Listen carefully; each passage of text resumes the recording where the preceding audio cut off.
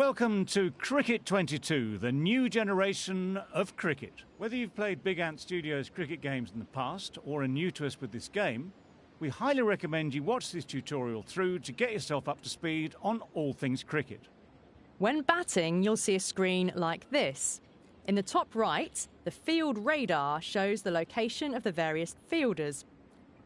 Using the left stick, you aim your shot, which will be indicated by the aiming wedge. You can try aiming anywhere, but it's a good idea to try to hit the ball away from the fielders, and be aware that the kind of shots you can hit effectively will also depend on where the ball's being bowled. This marker shows where the ball's going to bounce.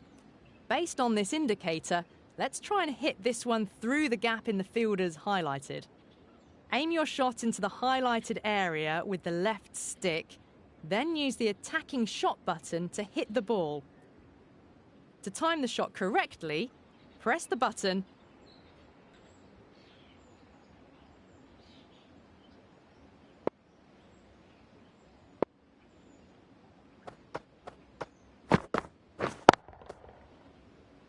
Nice! Great start! Alright, let's try and hit it a bit further. We'll try to hit a boundary using the aggressive shot button. Aim in the same area as before. Let's go!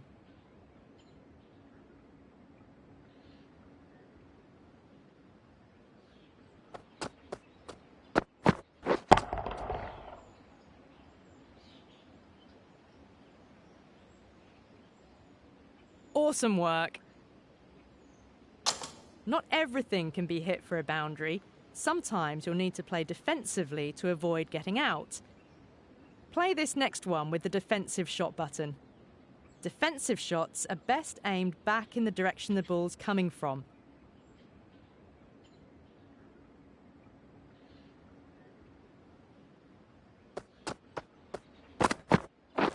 You should use the stick to aim and press the button to take the swing.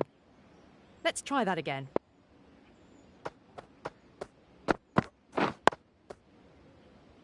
Nice defence. Sometimes you won't be able to hit all the way to the boundary, so you can score by running between the wickets. Press the run button after playing a shot to begin running, and press it again to queue up a second run if you've hit the ball far enough. If you think you haven't, you can cancel a run using the cancel run button, or use the sprint button to run a little bit faster to make up the distance.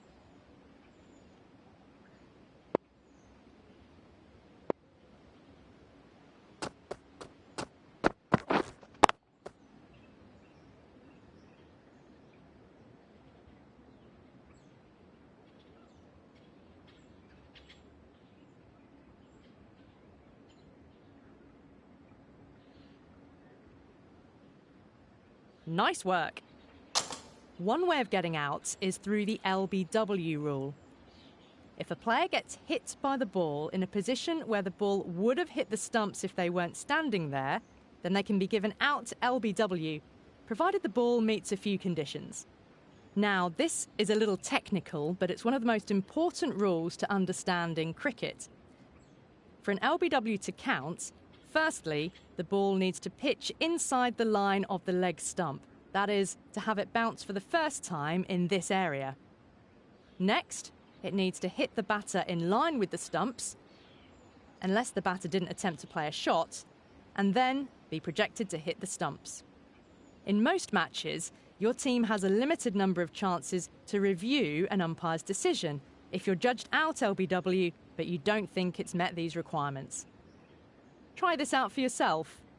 Watch the following delivery and then decide whether to review the decision.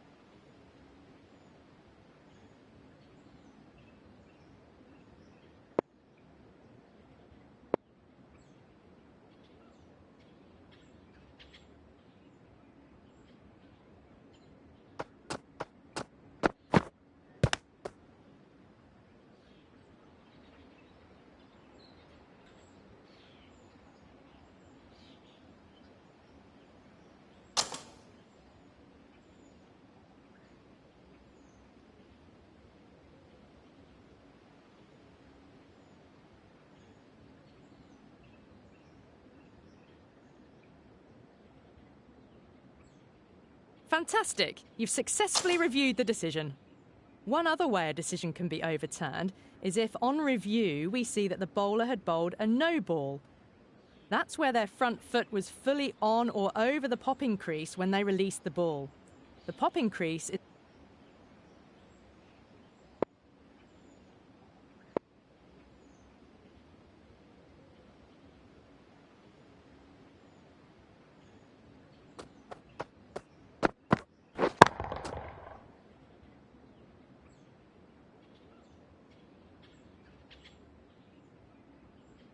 Nice shots.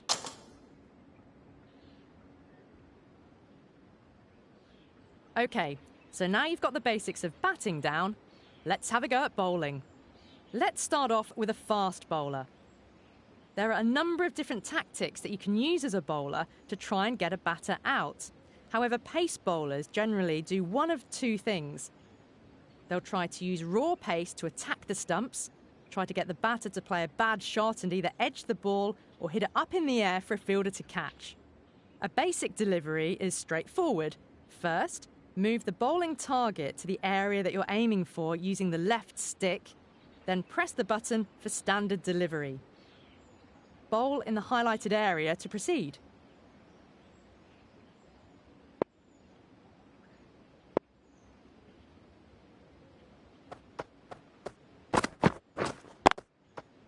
Good job! Aside from standard deliveries, there's a variety of different ways the bowler can bowl. For a pace bowler, these include bowling swing, which tries to have the ball change direction in the air to cause it to deviate from a straight path, either in towards the batter or out and away from the batter. Cutters, on the other hand, cause a direction change on the bounce of the ball. They're referred to by where they cut from, so an off cutter moves in towards the right-handed batter, and a leg cutter moves away. You can access cutters by using the alternate deliveries toggle. As a quick reference, the buttons on the controller are positioned to the direction that the ball will move. Select a cutter or swing delivery to continue.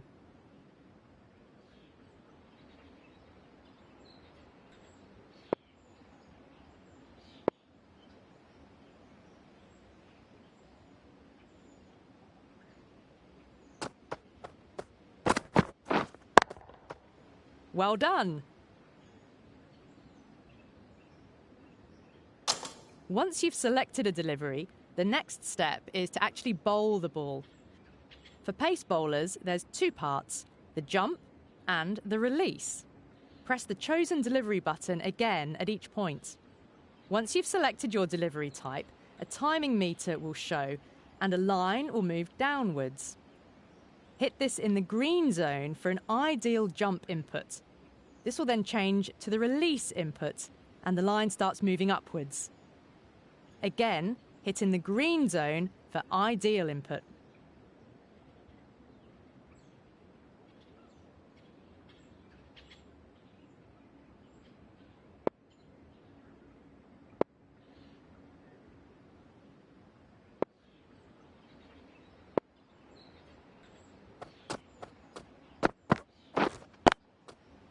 Great work!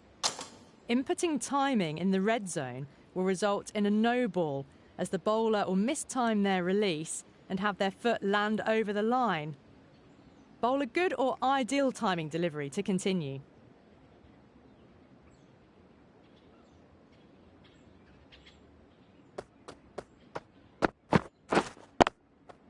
Great bowling! Alongside this type of no ball, you can also bowl a no ball if you bowl too high above the batter's head too many times in an over. Deliveries that bounce high, or bouncers, can be a useful tool for a pace bowler, as batters can misjudge the amount of bounce and play a poor shot. A lot of wickets fall this way, so it's important to be able to use them without them becoming no balls. Bowl a bouncer by selecting the bouncer delivery and then aim the bowling marker in the highlighted area.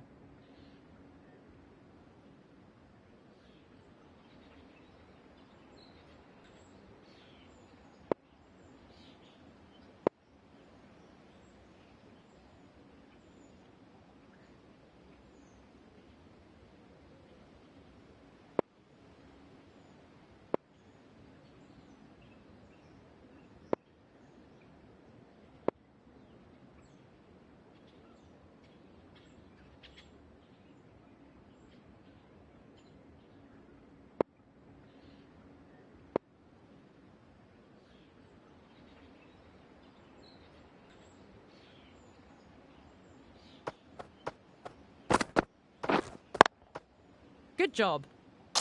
Aside from no balls, the bowler needs to also avoid bowling wides. The area that counts as a wide differs based on whether it's a test match or the more narrow margin for error in limited overs matches like 2020. If the ball passes a batter outside these ranges, the umpire can signal a wide. This will result in the batting side being awarded a run and needing to bowl the ball again. Bowl a ball that's not wide to proceed.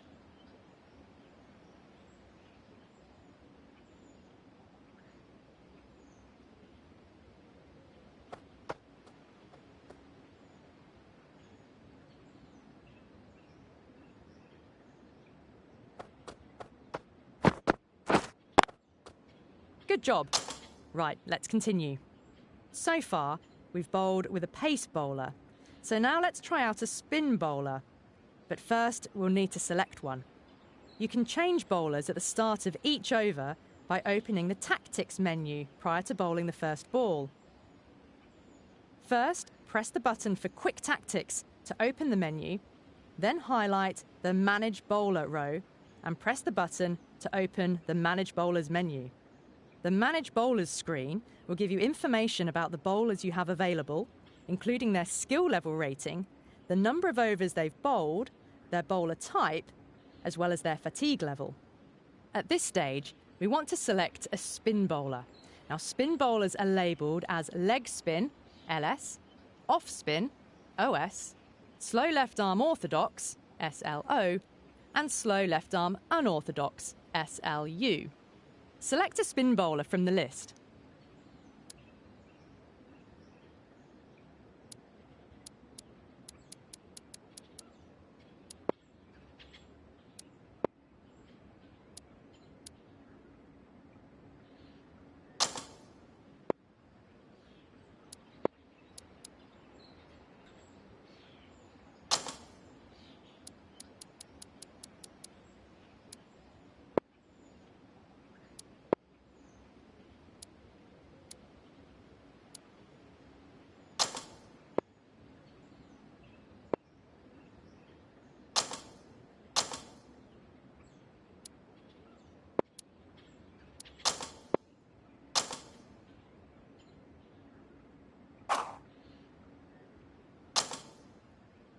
Nice.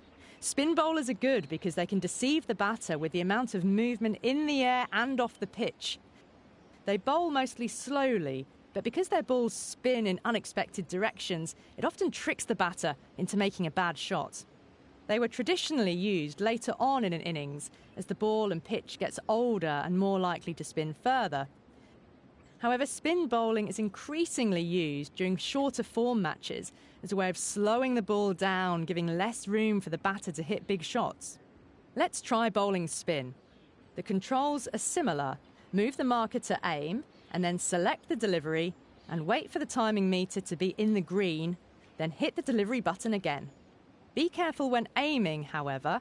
You're targeting for the point the ball will bounce. Spin bowling can then go quite significantly to either side.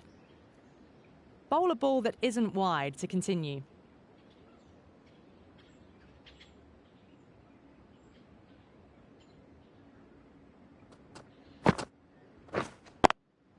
Nice!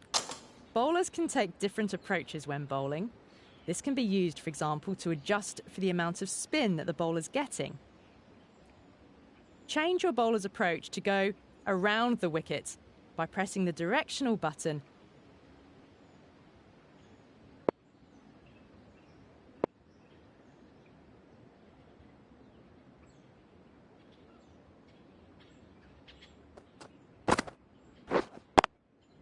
Nice. All right, you seem to have the basics of bowling down now. Let's try out fielding. First, we'll try taking a catch. The batter will hit this ball straight to your fielder. When the indicator pops up, use the left stick to move the marker into that circle, then hit the button displayed when the marker lights up green.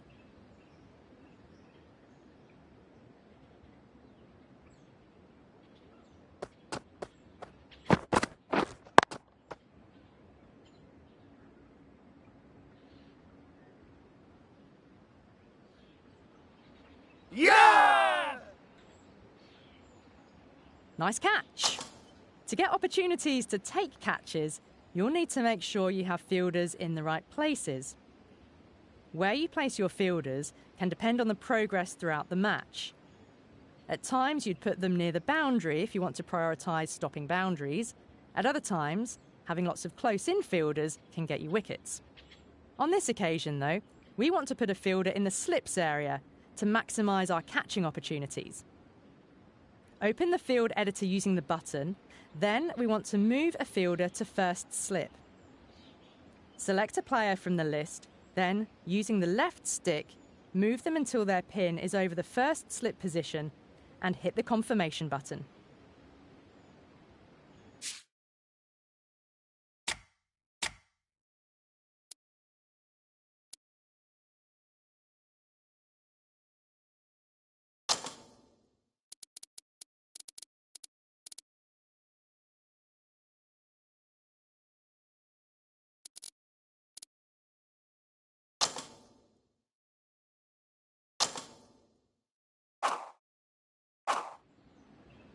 Nice. This time we're going to take a slips catch. These close-in catches can give you less time to react and take the catch. There's one extra thing though. After taking the catch, your player will need to appeal to the umpire. As unlike outfield catches, they might not be immediately sure if the batter hit the ball or if it just hit their body. Umpires wait for the fielding team to appeal a wicket before making their decision in these circumstances.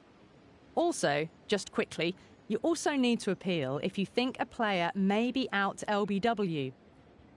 So, to summarise, if you think the slips or wicket-keeper have made a catch, or the bowler has got a wicket via LBW, use that appeal button. Take the catch, and then press the appeal button to appeal. Successfully dismiss the batter to proceed.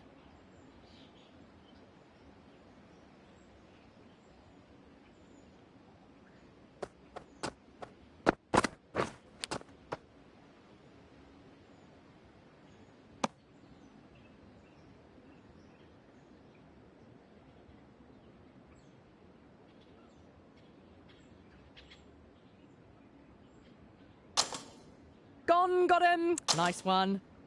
Earlier on, we had you running between the wickets to avoid being run out. Now, let's learn how to get run outs yourself. If a ball is hitting close and there's an opportunity to run the batters out, the direct hit throw mechanic will show, run the batter out to continue.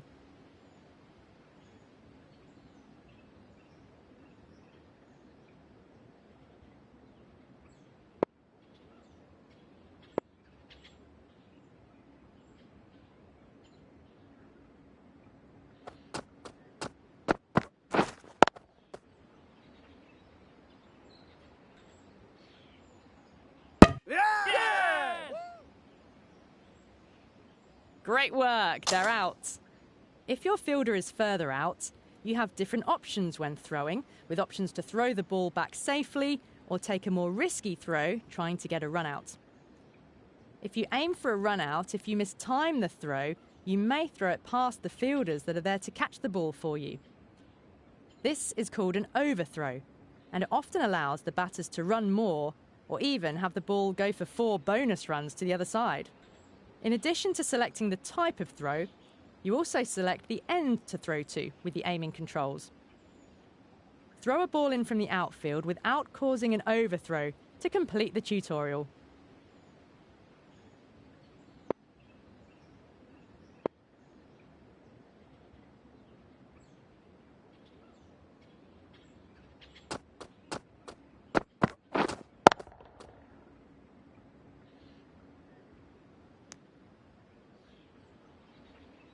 Congratulations, there was a lot there, we know, but now you've got all the basics down that you need to make the most of your cricket experience.